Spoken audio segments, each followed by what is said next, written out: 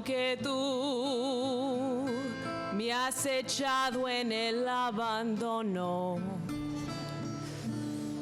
aunque ya se han muerto todas mis ilusiones, en vez de maldecirte con justo encono, en mis sueños te colmo, en mis sueños te colmo de bendiciones.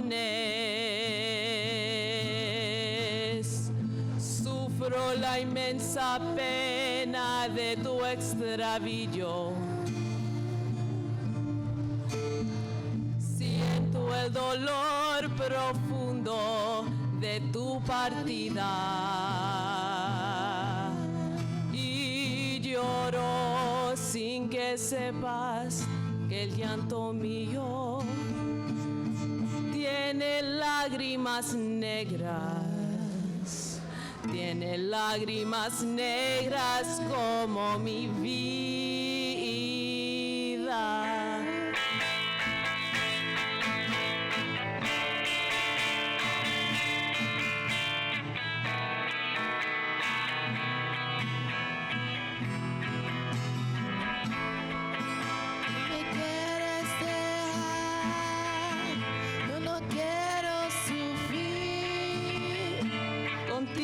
Me voy, mi santo, aunque me cueste morir. Un jardinero de amor siembra una flor y se va. Otro viene y la cultiva. ¿De cuál de los dos será?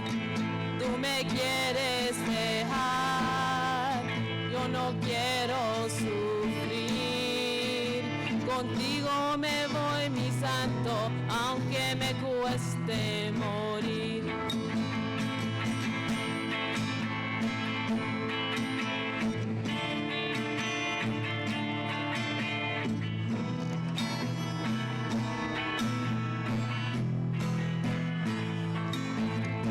El día que tú naciste, nacieron tres cosas bellas.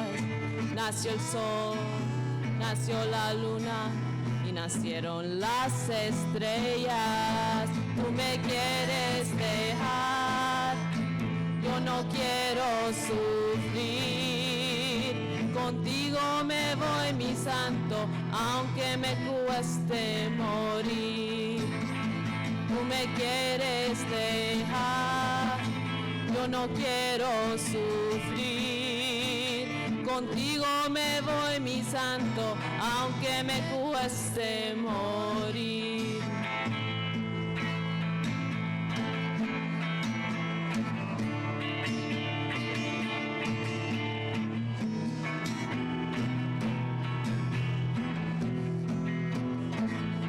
Aunque me cueste morir y no quiero seguir. Contigo me voy, mi santo, porque yo quiero vivir. Tú me quieres dejar, yo no quiero sufrir. Contigo me voy, mi santo, aunque me cueste morir. Tú me quieres dejar, yo no quiero sufrir. Contigo me voy, mi santo, aunque me cueste morir.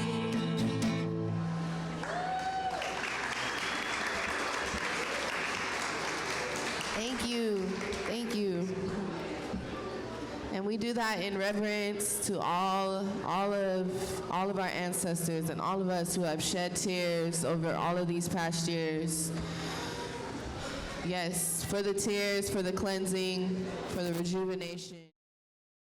My name is Roberto Martinez. I'm a member of the Chiapas Support Committee. We do many things, but we just recently organized this CompArte, our 4th annual CompArte. I was previously part of the Arts and Culture Committee, and I'm part of the board now. So I got involved with the Chiapas Support Committee officially, I suppose, working with CompArte. I've had experience in the past organizing cultural events, both grassroots, but also in museums.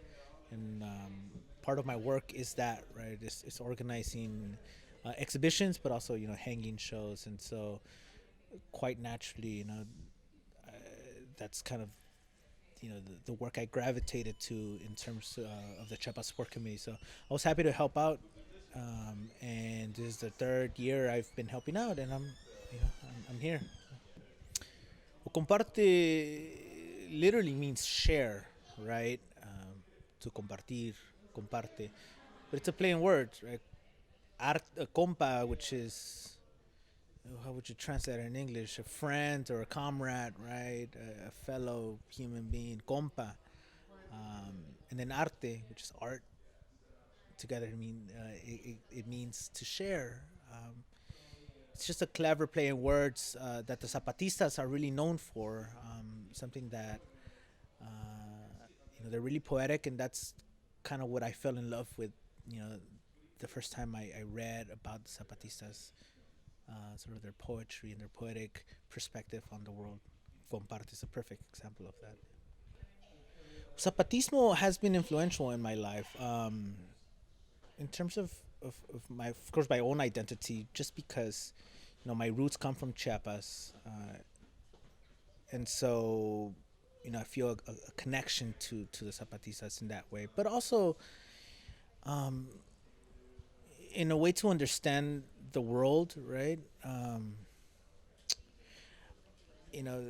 Going to college, just growing up, right? There's a lot of questions that go unanswered, both in with your identity, but also about the world, right? About capitalism. You see the ills of capitalism, working its way through the community, through the society, and it's hard to put words to that, right? To put words to the consequences of capitalism, but also solutions, right? We don't have solutions. I don't have solutions, but I think what the Zapatistas, did to my perspective of approaching these problems is to just kind of do it, right? Like we don't have the answers, right? But we're gonna do it, and if we fail, we learn from it, right? And I think that's one of the things I take from Zapatismo. Like we're walking, right? We're walking and asking questions, and we're learning from ourselves, but also from the community. But always moving forward, right? Regardless of having those answers. But yeah, Zapatismo has really widened my eyes to the possibilities of a better world, of a world where we all fit, right? In a world where this hydra of capitalism is gone, right? Is dead, and so it's inspired me to continue in this struggle, and definitely has given me a perspective, vocabulary to talk about it. What Zapatista revolution looked like in the United States for you? That's a question, right? I don't know. It's an everyday thing, right? It's an everyday thing. It's a love for your community. It's a love for yourself. It's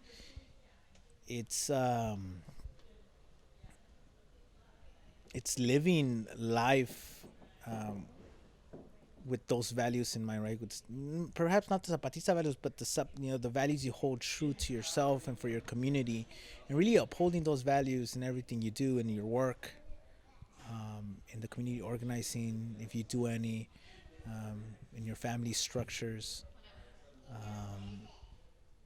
But yeah, it's living, I suppose, right? As I think you said on stage earlier today, it's living. It's living life, right?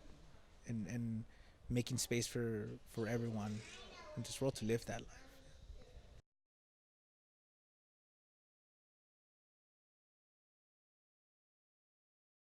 Dar una copla de amor a mi América luz, adorar su verdor vegetal y hostil como selva del sur, admirar el bongo y también algún son que me haga sentir la alegría tristeza del indio y su vivir, la alegría y la tristeza del indio del sur. Quiero sentir el malón de los indios rugir, y en el cantar una copla en el viento latir. Mi corazón de dolor ya no va a padecer, un mulato en su canoa nos guía al amanecer, un mulato en su canoa nos guía al amanecer.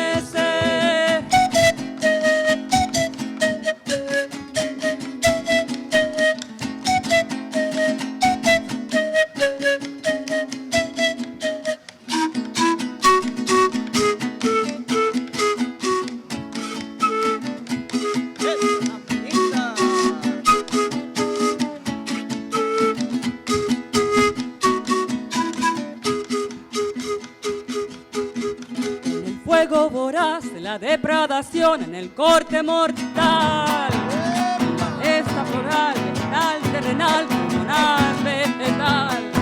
Es la selva en acción reclamando atención que nos haga sentir la alegría y la tristeza del indio y su vivir, la alegría y la tristeza del indio del sur.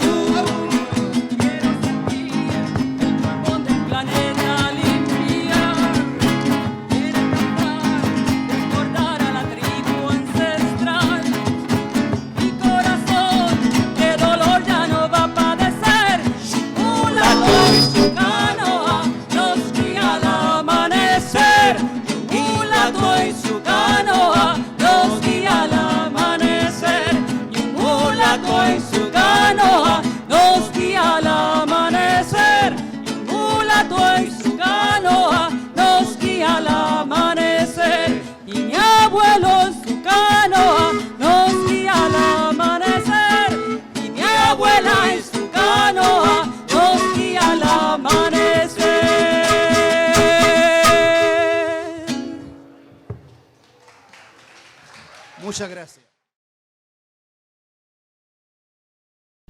My name's Lisa Maria Castellanos. I live here in Oakland, California. I'm a second generation Chicana, and my work as a as a cultural worker, producer, my medium is screen printing. I also embroider and textile work. I focus on teaching others the basic skills in those mediums as a way and means to express ideas, experiences, and I get a lot of joy out of that.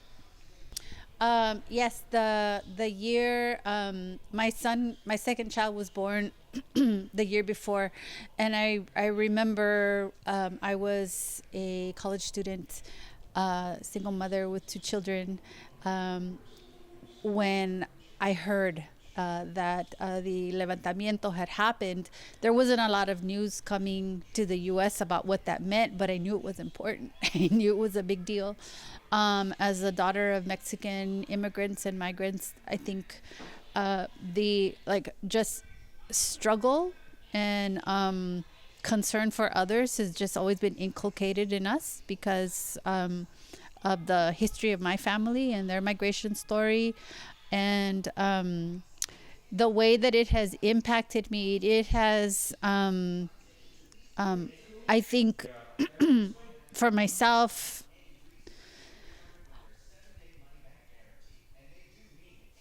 given me tools to continue to imagine and to continue to build outside of the paradigms of what we think the way things need to be done in this country. I continue to learn and get inspired.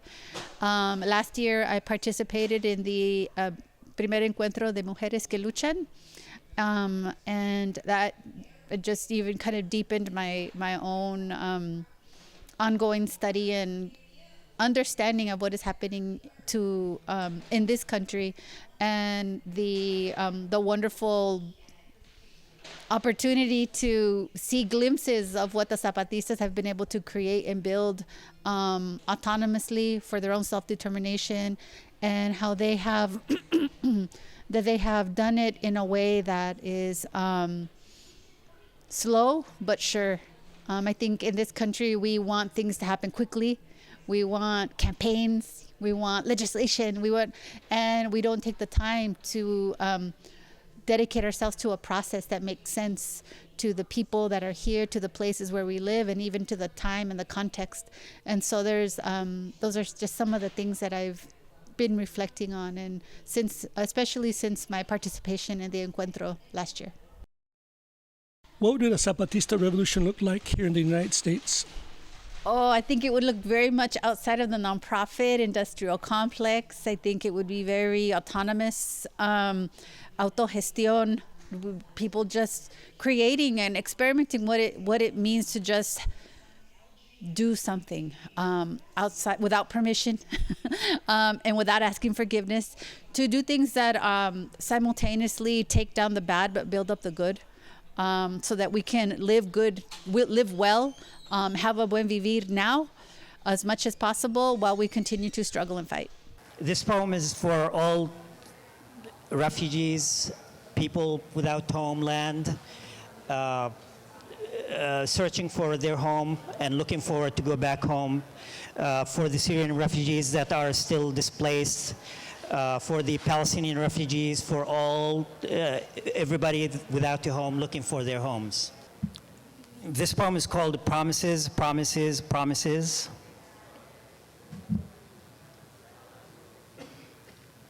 I was not given any promises of a land. I was not one of the chosen people. I did not part the sea and cross the desert to be here. I was born here. I do not have declarations on my behalf. I do not have a tragedy in my history. I do not have friends. I was born here. I have a town with a name you changed. I have a tree my ancestor planted and you uprooted. I have a rusted key for a house in a village you demolished. I was born here. I inherited the color of this land. I breathed the air of this land. I drank the water of this land. I was born here. I am a wild flower grown between rocks. I am a stone embedded in these ancient sidewalks. I am a letter engraved in an old tombstone. I was born here. I do not have declarations. I do not have promises. I do not need to be chosen. I do not need to part the sea. I do not need to cross the desert. I was born here. I live here. I am here, and I will die here. Thank you. My name is Mo Sati. I'm Palestinian. I was born in Palestine in 1962. In 1967, we were forced to leave our village to go to a refugee camp in Jordan. Lived in Jordan for about 25 years. Before we were in the village in the West Bank, Palestine. My family was in the northern part of Palestine in a town called Bisan. So basically we got forced twice into from our villages. So I grew up in the refugee camp. It is a small, started small families, and then start to expand in terms of population, but not in terms of square meter. So the families expanded. So it started to become crowded. Sanitation was not that great then.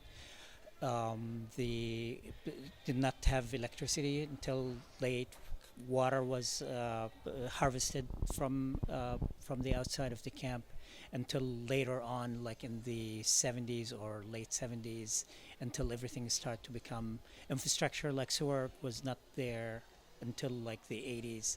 So it was like really rough setup, rough situation in the camp to grow up in terms of like the housing, the winter, the cold, the summer. So all of these influenced my upbringing to see other circumstances around the world, all the refugees around the world, and what they go through in terms of like the living conditions.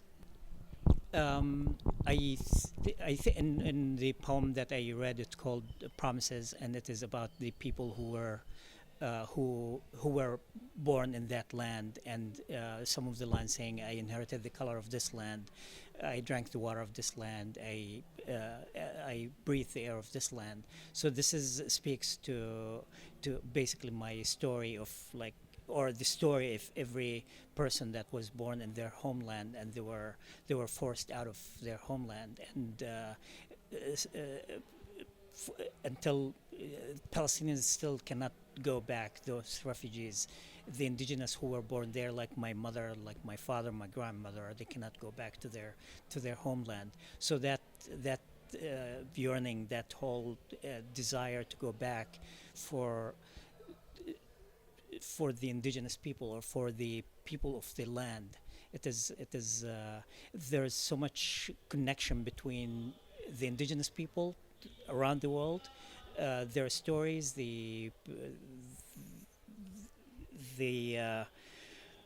what they go through, and then when the occupation power comes and uproot them from their homeland. So that's relevant to what I see in this movement, what I saw in these rituals. It is all connected. We all have connection. We all feel it. It is like a heartbeat. Once you hear that story, it connects you instantly. Okay, the last question is, what would a human rights revolution look like to you in the U.S.?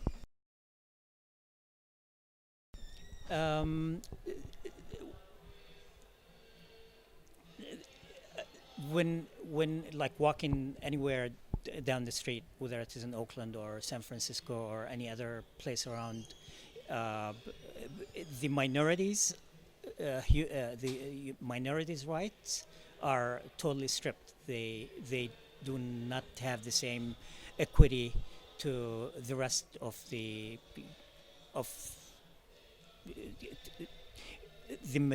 majority of the people that are controlling either the land or the city or the homelessness.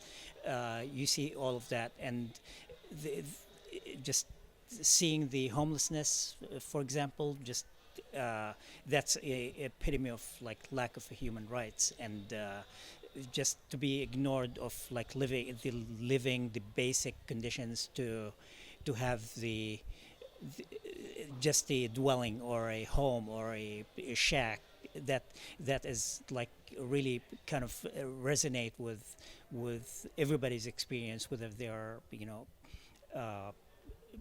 homeless or minority or immigrants or refugees. So we all have that whole same story.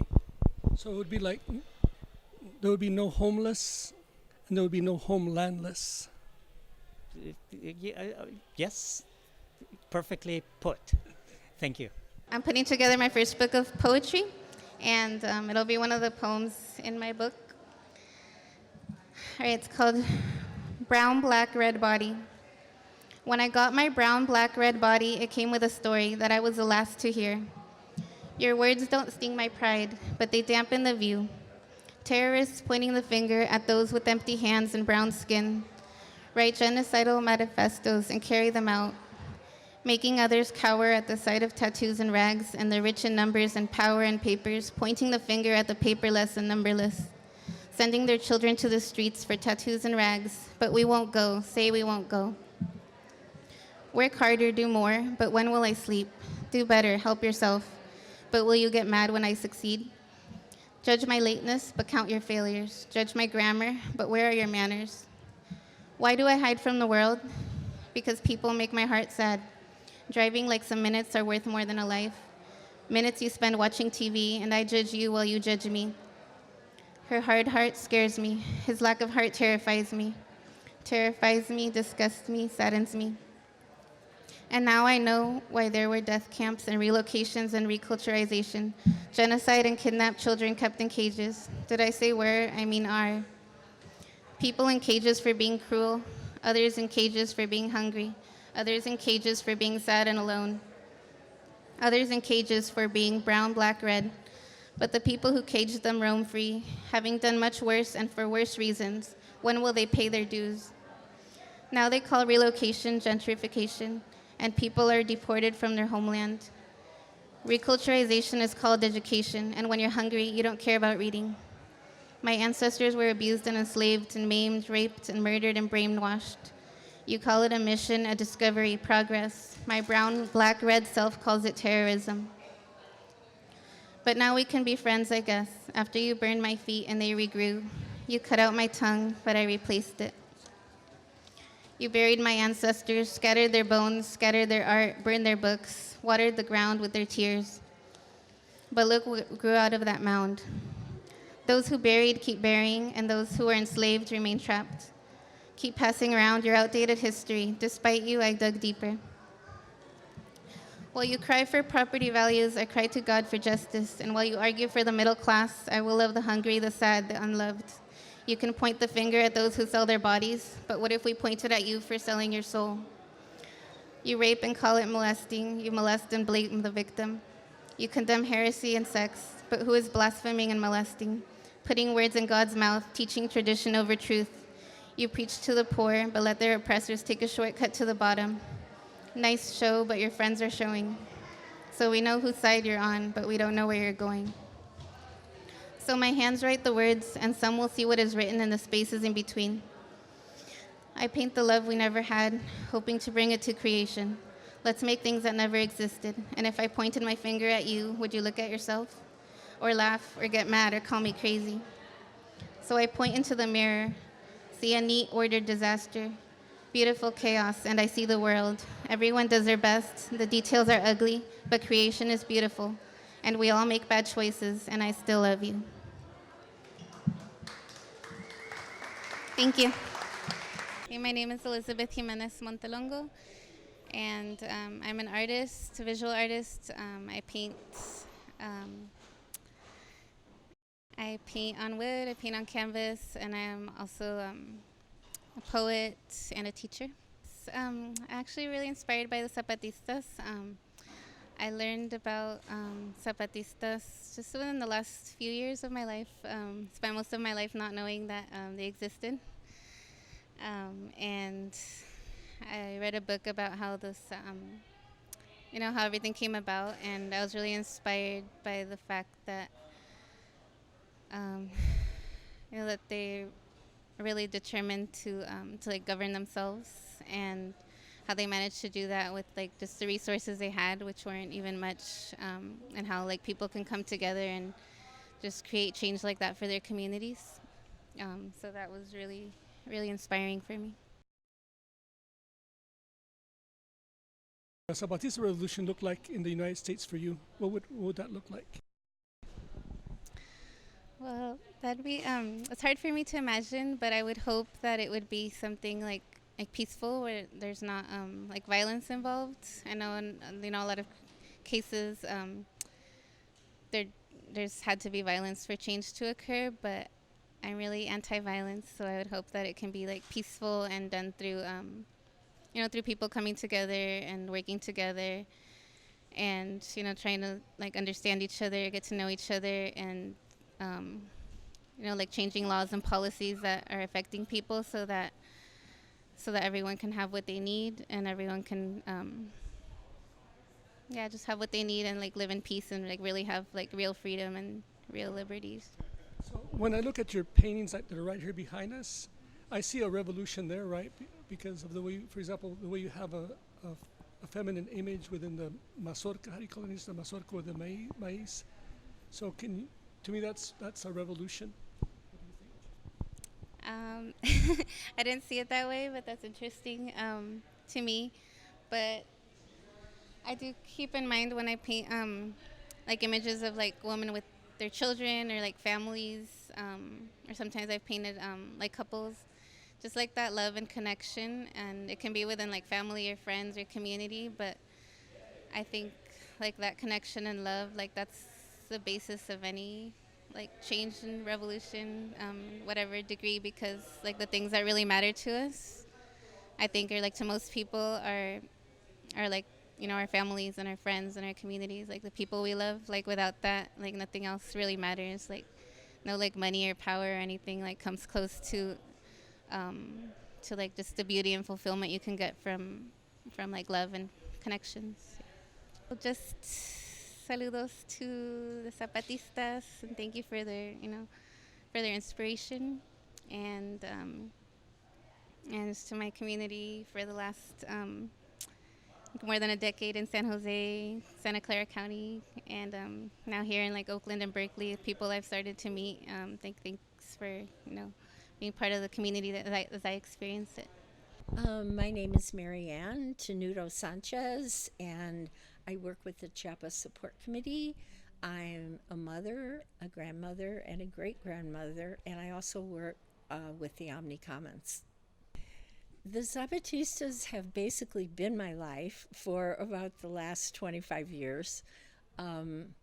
I do a lot of work in support of them because I spent a lot of time in the communities and learned about an alternative way of life with a different set of cultural, political values.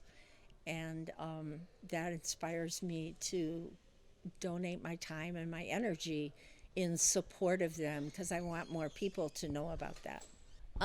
Actually, my favorite thing was one time when the Zapatistas were holding preliminary meetings to the announcement of the Sixth Declaration and the implementation of the other campaign. We also, on the same weekend, inaugurated the bodega or the warehouse for the municipality or municipio of San Manuel. And it was a huge celebration. There was music.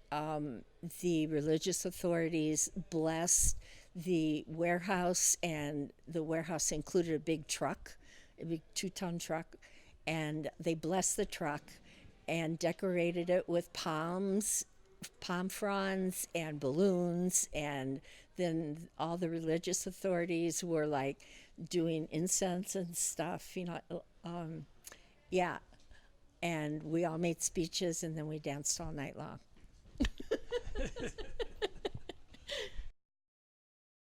What would a Zapatista revolution look like in the U.S. to you? What would it look like?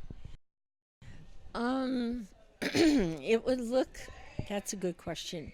What it would look like is that people got rid of their individualism and practiced collectivism, and they didn't do things for profit. You based your economy on necessity, what you needed, and like what you need, the money you need to make is only what you need. It's not in excess of that. Like, you don't cut down a tree that you don't need just to make a piece of furniture or something decorative. You only cut it down if, like, your house burns down or gets destroyed and you have to have a house to live in. So it would be kind to the environment, and the values by which you operated and governed yourself would not be capitalist values. They would be collective and directly democratic, not the way we have it in the United States with representative democracy, but with a direct democracy and a sense of community. You would do things, you would work for your community because it was a part of you.